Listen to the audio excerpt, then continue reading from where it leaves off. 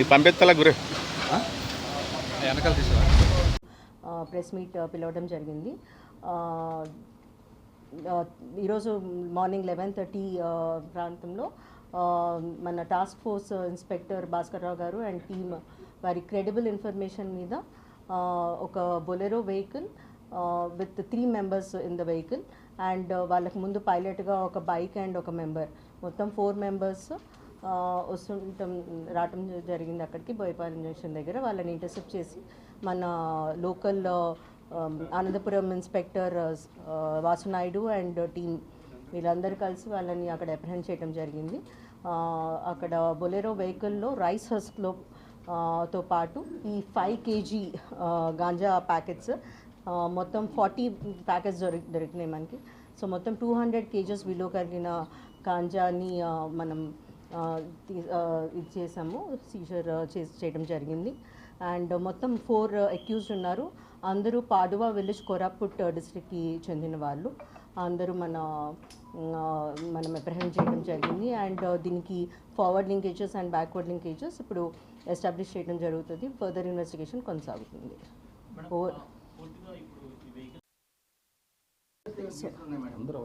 వీళ్ళ మీద ప్రస్తుతం అయితే ఇంకా ఏమి కేసెస్ లేవు, చెక్ చేసాం మనం. ఫర్దర్ ఇన్వెస్టిగేషన్ చేస్తున్నాం. పాడువా విలేజ్ నుండి వస్తుంది, విశాఖపట్నం సిటీలోనే అమ్మడానికని తీసుకురావడం జరుగుతుంది అని తెలిసింది. అది ఇక్కడ ఫర్దర్ ఇన్వెస్టిగేషన్ చేస్తున్నాము. ఎక్కడైనా ట్రాన్స్పోర్ట్ చేస్తున్నారా, ట్రాన్సిట్ పాయింట్ అది ఆర్ ఇక్కడే అమ్ముతున్నారా అనేది ఇన్వెస్టిగేట్ చేస్తున్నాం. వీళ్ళందరిది ఫస్ట్ టైం ఇది.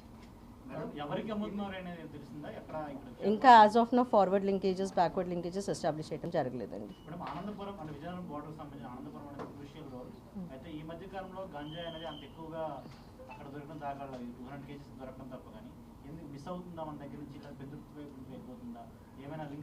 అంటే మనం చెక్ పోస్ట్ అన్ని చోట్ల ఎస్టాబ్లిష్ చేయడం జరిగిందండి. All district inter district borders దగ్గర మన చెక్ పోస్ట్ ఉంటున్నాయి అండ్ వర్కింగ్ బీట్స్ కూడా ఉంటున్నాయి. సో ఎఫెక్టివ్గా వీఆర్ వర్కింగ్. సో వీలైనంత వరకు అన్నీ మనం డిటెక్ట్ చేసి ఇంటర్సెప్ట్ చేయడం జరుగుతుంది.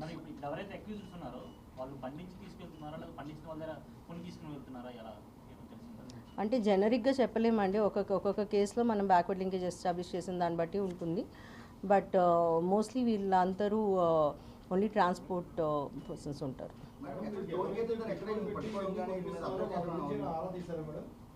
సారీ, ఇది ఏదైతే కొనుగోలు చేయడానికి పెట్టుబడి, ఏదైతే ముడి పదార్థం కొనడానికి సంబంధించి పెట్టుబడి పెట్టే వ్యక్తులు ఎవరైనా ఉన్నారా, దాని మీద ఆరా తీసే అవకాశాలు ఉన్నాయి. సో మనం ఫర్దర్ ఇన్వెస్టిగేషన్లో అవన్నీ ఎస్టాబ్లిష్ చేయడానికి జరుగుతుంది.